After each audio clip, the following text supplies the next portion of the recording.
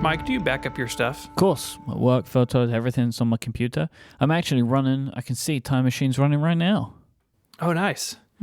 I do the same thing, but what if we took the idea of computer backup and applied it to food? Well, what do you mean? Like having some like extra tacos in like a Tupperware box in the corner? Like that kind of thing? Yeah. I'm into that, yeah. You never know when you're going to need an emergency taco. Yeah. Today's topic is a little more fundamental than that, and possibly way more important to the future of the planet. That is indeed right. We are going to be talking about the Svalbard Global Seed Vault in Norway. The Global Seed Vault, or the GSV, because I don't know if I said Svalbard correctly the first time and don't want to say it anymore. There's no way of knowing. It's impossible. Serves as a long-term storage for backups of seeds stored in other locations. The basic idea here is that something goes really wrong on Earth, like global war or some giant natural disaster, we'd be able to rebuild our food supply. I want to circle back around to the idea of backups. Seeds for all sorts of crops are stored around the world in what are called gene banks. The GSV is a backup for those other locations. So if we ever have to rely directly on what is stored at the GSV, a lot of things have gone terribly wrong, as the other gene banks serve as the front lines against all of the terrible things that we could imagine happening to our food supply. It makes sense. One of my backups is here in my studio, and the other is off-site. So if my office gets hit by an asteroid, my data is safe elsewhere. Two questions. One, are you specifically worried about an asteroid? And two, what kind of size of the asteroid are we talking where it also wouldn't take down the off-site backup, you know? You never know. Okay. We live in a weird time. Sure. If you want to read more about gene banks, there is a link in the show notes to the Wikipedia article on the International Treaty of Plant Genetic Resources for Food and Agriculture. Yes, the ITPGRFA. Indeed, or the ITPGRFA, as it's known colloquially. The seed vault works like a bank that you or I may use. The bank owns the building, with depositors retaining ownership over the seeds that they store there. And the seeds cannot be accessed by anybody except the depositor. Storage is free. How nice. Yeah. Seeds are stored in foil packages, then placed in plastic storage containers and placed on large metal shelves. Each pack holds an average of 500 seeds, with the facility having capability for 4.5 million samples.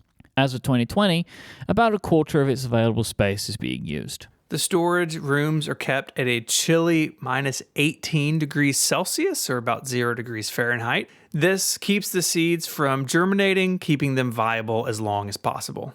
An organization named the Global Crop Diversity Trust helps oversee and coordinate shipments in and out of the Global Seed Vault in conjunction with the government of Norway and the Nordic Genetic Resource Center. So we've mentioned this a couple of times, but why is it in Norway?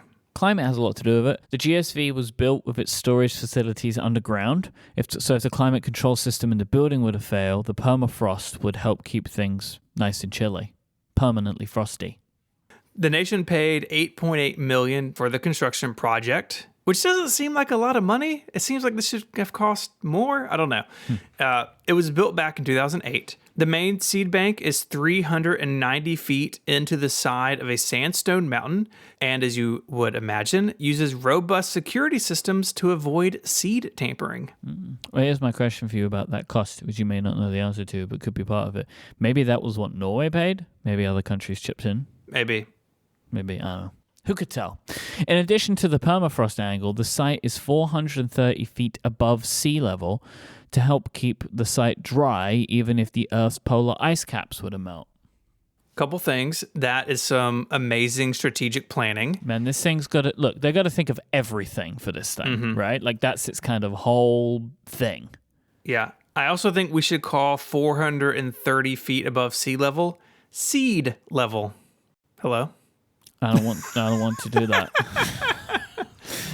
I'm not interested in that. The site's not perfect, however. In the fall of 2016, the seed vault experienced an unusually large degree of water intrusion due to higher than average temperatures and heavy rainfall.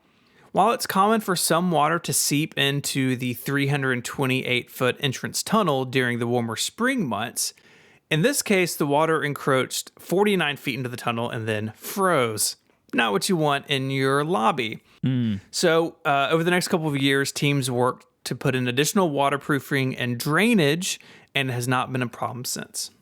The GSV is very effective. A study prior to construction determined that the seed vault could preserve most major food crops' seeds for hundreds of years, with some important grains remaining viable for thousands of years. Within its first 5 years of service, the bank held 1/3 of examples of seeds stored in all those other gene banks around the world. And as of June last year, the GSV conserves 1,081,026 distinct crop samples. I just hope they got some taco seeds in there somewhere. Me too. You know, I think of like Back to the Future with the tiny pizzas. Mm-hmm. You know, that's what I want them to do. Little tiny tacos. Yeah. Our thanks to Catherine for sending this topic in. Super fascinating. Go look also at the photos in the article. The outside of this, like it's built on the side of a mountain, but it has this beautiful entrance. And it's just, the whole thing's fascinating to me. So go check that out. Links are in the show notes, but also on the website at relay.fm/ungenius/156. The entrance has no reason to look like this, and I love it. It's cool, though. Right? There's no reason. It doesn't need to look like this, but I appreciate that it does. Mm-hmm. Svalbard. Mm-hmm.